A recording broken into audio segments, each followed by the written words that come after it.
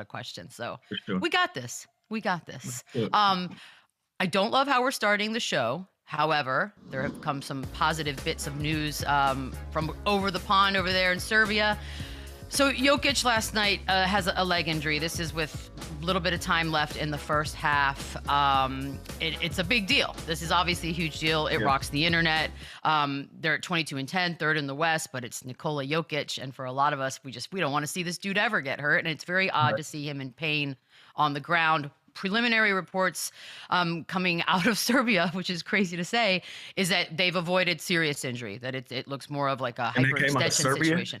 It came out of Serbia, which I learned a lot. I went down a rabbit hole this morning, Lou. His representation still is all over there, so makes some sense. And the Eurobasket world is on top of this because he's their baby. He called home to mama. Mama got the news first. She spread it. Trust me, I went this morning, I'm like, okay, it came out of Serbia. You know what? I'm good with this. But if it is true, and it looks like it might be, then we've avoided something serious. He will miss some time, but it won't be like what we thought. So let's start there, because you're the one that hit up our thread first. Like, when you saw that, what were you thinking? Yeah, I thought it was catastrophic, and we've always had these conversations about teams and their capabilities and how far they can go in the season and the postseason. And that conversation is always centered around the best players being healthy and being available. And when we start talking about a guy that goes out and have 55 and 16 and 15 point triple doubles, that's a major loss for any team, and especially Nikola Jokic and what he's been able to bring to the table for the Denver Nuggets. We don't have to go on a rant about how valuable and important he is to the Denver Nuggets. So when I seen him go out, I thought, man, this is bad, and this is not good news. For him personally, you always want to see guys be healthy and standing on their own 2 feet. But, at the same time, how it affects the basketball world and how it affects the organization and his teammates and the goals that they set out to accomplish at the beginning of the year. So coming out of Serbia, hopefully this isn't something, like you said, I'm sure we'll get some updates today and get some confirmations on what's actually going on. But, if he avoided major injury, that's really good news for him personally and for the basketball world and everybody that's fans of the Joker. It's crazy how, like, you see that guy go down. It would affected me. And look, they're already without Aaron Gordon and Christian Brown and Cam Johnson. This is a team that sort of had to deal with their injuries. It's a lot, and it's a lot to ask. And we've broken down the value he has to his team and what happens when he's not on the floor, much less going to miss multiple games. Let's just do that fun game that we all know and love, because they were in the middle of a road trip, right? I think it was the second game, and they're out. There's a pretty long one for them. Yeah, there you go. They're on the East Coast for a minute. Well, what are we thinking? That's just the next 10. We just look.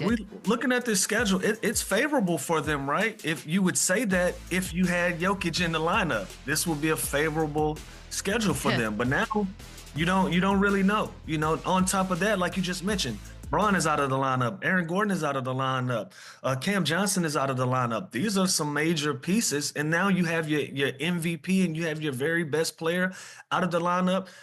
Man, it just puts you in a precarious situation. So, Jamal Murray is going to have to be the guy that step up and be that. They're going to have to find some scoring somewhere. Defensively, I think this is a team that still has guys that can compete on the defensive end, but they're going to have to be able to score the basketball.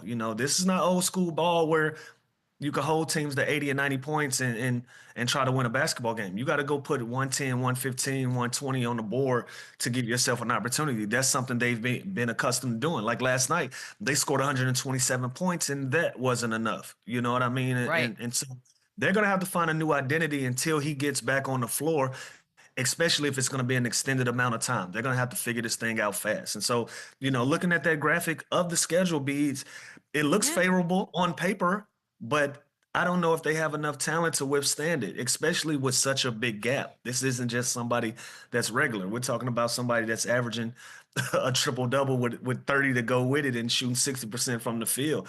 Like I said, I don't have to go on and on about how valuable and important that he is to the Denver Nuggets and their schedule coming up. So it's going to be some challenges. We're going to see. It's going to be interesting.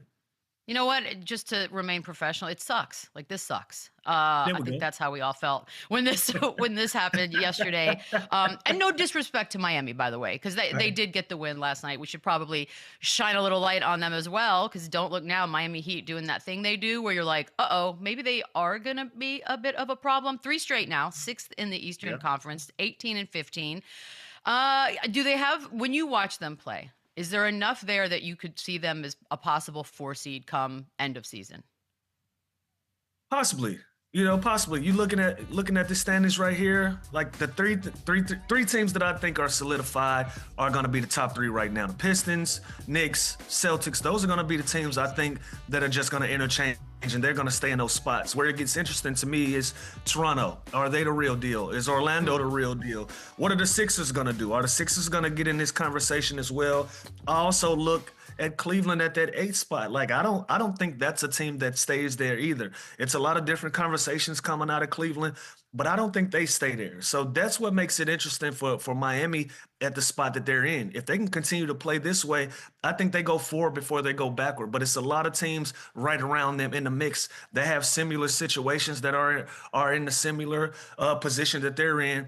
They're trying to get better and better. So the way that they played last night, with the exception of Jokic going out in that game when he did, they're playing really good basketball and they've been playing well enough to put themselves in that conversation. But I think they cap out at 4 if they do put themselves in that conversation based on how the Okay. Celtics have been playing. And obviously, you have the Detroit and you got the Knicks playing really New good York, basketball yeah. as well in the East. So I think they cap out at 4. I think by the end of the season, once it's all said and done, I think they can walk that down.